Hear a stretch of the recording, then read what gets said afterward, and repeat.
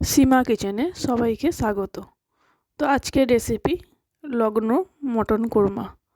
তো তার জন্য আমি এখানে 1 কিলো মটন নিয়ে নিয়েছি আর ধুয়ে পরিষ্কার করেও নিয়েছি।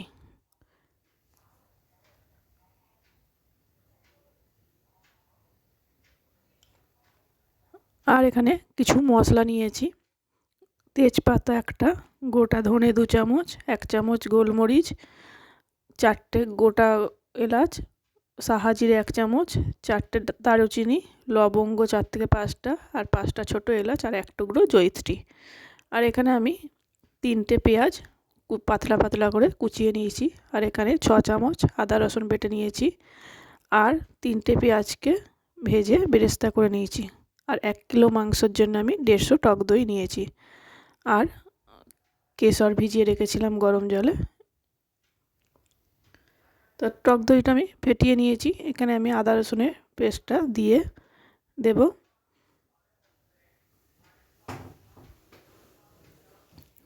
আর দেব 2 চামচ লঙ্কার গুঁড়ো। ঝালটা আপনারা আপনাদের পরিমাণ মতো দেবেন। হাফ চামচ দেবো হলুদ গুঁড়ো, হাফ চামচ দেবো ধনে গুঁড়ো আর হাফ চামচ জিরে গুঁড়ো দিয়ে এটাকে ভালো করে মিশিয়ে একধারে রেখে দেব।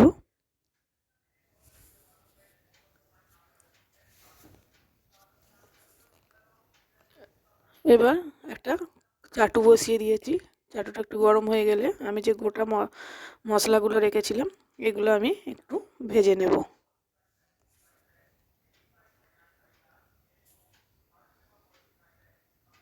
অনেকে তো অনেক রকমভাবেই মটন রান্না করেন, তো এইভাবে একবার মটন রান্না করে দেখবেন। এখানে আমি পরিমাণ মতো লবণ দিয়ে দেব, দিয়ে একসঙ্গে এর সঙ্গে ভেজে নেব।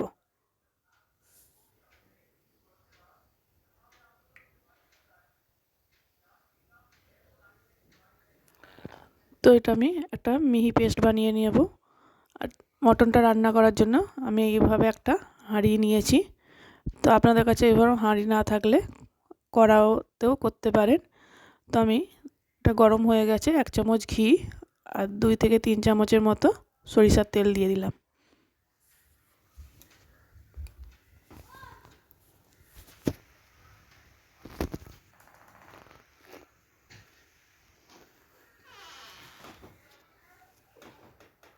তেলটা গরম হয়ে গেলে একটা তেজপাতা আর 3টে বড় এলাচ, 3টে ছোট এলাচ আর 1 টুকরো দারুচিনি দিয়ে তেলের মধ্যে ভালো করে একটু ভেজে নেব।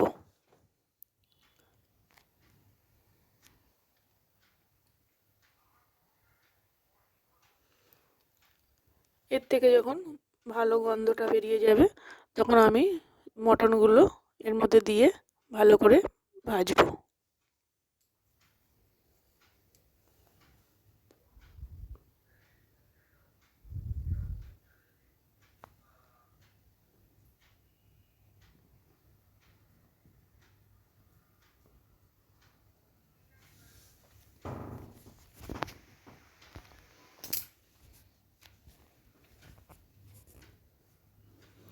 সময় ধরে ভালো করে ভেজে নিয়েছি। তারপর আমি পেঁয়াজটা যে কুচিয়ে রেখেছিলাম সেটাও দিয়ে দেবো। তো আমি এখানে 1 কেজি মটনের জন্য 4টে পেঁয়াজ কোচানো দিয়েছি আর 3টে বেরেস্তা করে নিয়েছি। মোট এখানে আমার 7টা পেঁয়াজ লেগেছে। তো এইভাবে পেঁয়াজটাও মটনের সঙ্গে ভালো করে ভেজে নেব। পেঁয়াজটা যতক্ষণ না ভাজা হয় ততক্ষণ আমাকে এইভাবে ভাজতে হবে।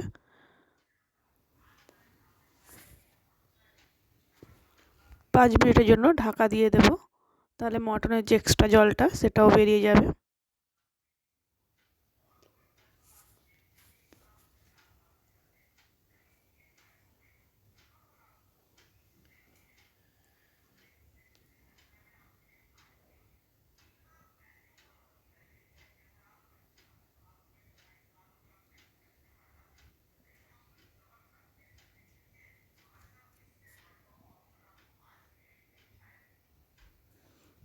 এইভাবে মটনটা একবার বাড়িতে ট্রাই করে দেখবেন, খেতে খুবই ভালো হয়।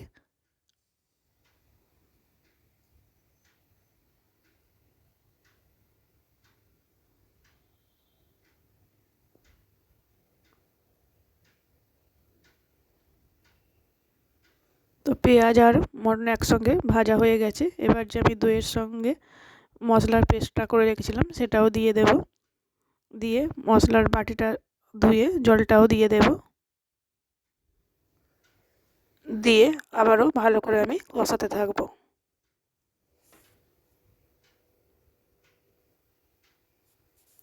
আঁচটা একটু লো মিডিয়ামে রেখে সময় ধরে ভালো করে কষাতে হবে।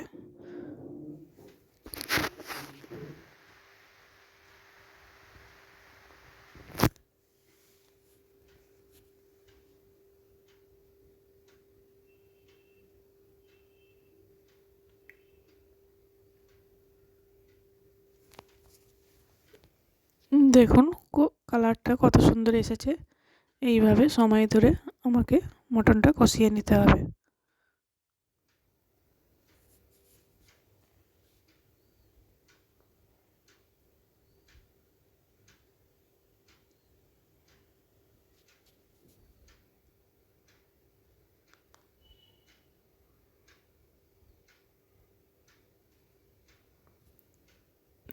এখানে আমি যেহেতু টক দই ব্যবহার করেছি, টক দইটা ব্যালেন্স করার জন্য আমি এখানে হাফ চামচের মতো চিনি দিয়ে দিলাম।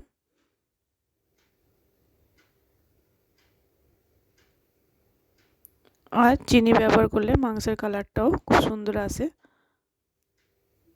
তো এবার আমি যে গোটা মশলাগুলো ভেজে রেখেছিলাম সেটা পেস্ট করে নিয়ে আমি মাংসের মধ্যে দিয়ে দিলাম। আর এখানে আমি গরম জল বসিয়ে দিয়েছি। এই মাংসেতে গরম জল ব্যবহার করতে হবে, ঠান্ডা জল দিলে একদমই খেতে ভালো হবে না। তো আবারও মশলাটা দিয়ে ভালো করে কষাতে থাকবো।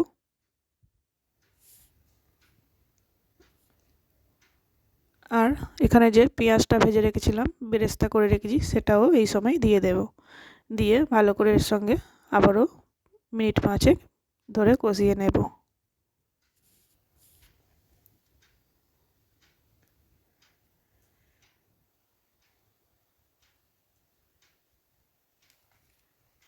যখন সব মশলা থেকে কাঁচা গন্ধটা চলে যাবে তখন আমি কেশরটা দিয়ে দেব।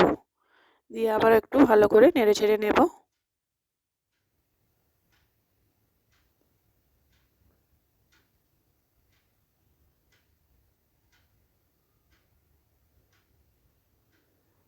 এখানে আমি 4 টুকরো আলু দিয়েছি, আগে থেকেই ভেজে রেখেছিলাম।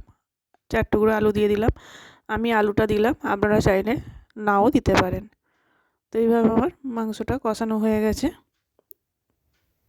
এবার আমি এখানে গরম জলটা দিয়ে দেব। যেহেতু আমি এটা প্রেসার কুকারে দেব না, আমি হাঁড়িতেই করব, তাই একটু আঁচটা লো মিডিয়ামে রেখে এটা আমি 1 ঘন্টা হতে দেব।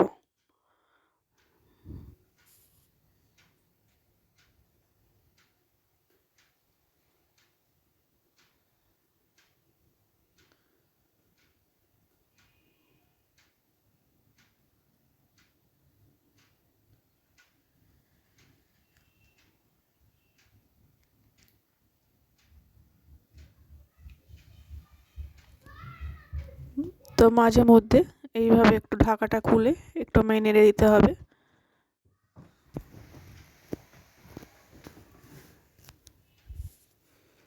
চ্যানেলটা ভালো লাগলে সাবস্ক্রাইব করার অনুরোধ রইল।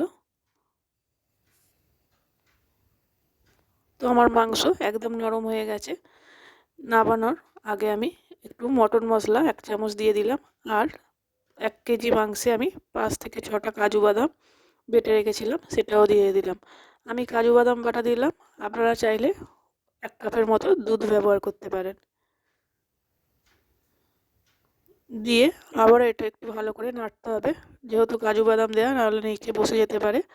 আর ওপর দিয়ে একটু ধনেপাতা কুচি ছড়িয়ে দিলাম।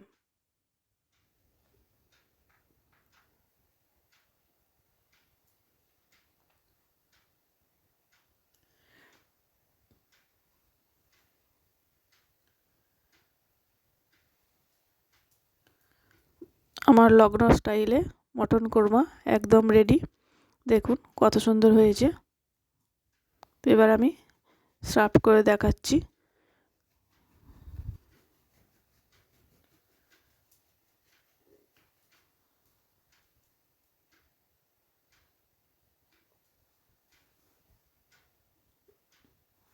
দেখুন আমি হাঁড়ির মধ্যেই করেছি, মাংসটা কত নরম হয়েছে। তো এইভাবে অবশ্যই আপনারা বাড়িতে একবার ট্রাই করে দেখবেন। আবারও চলে আসবো পরের কোনো রেসিপি নিয়ে।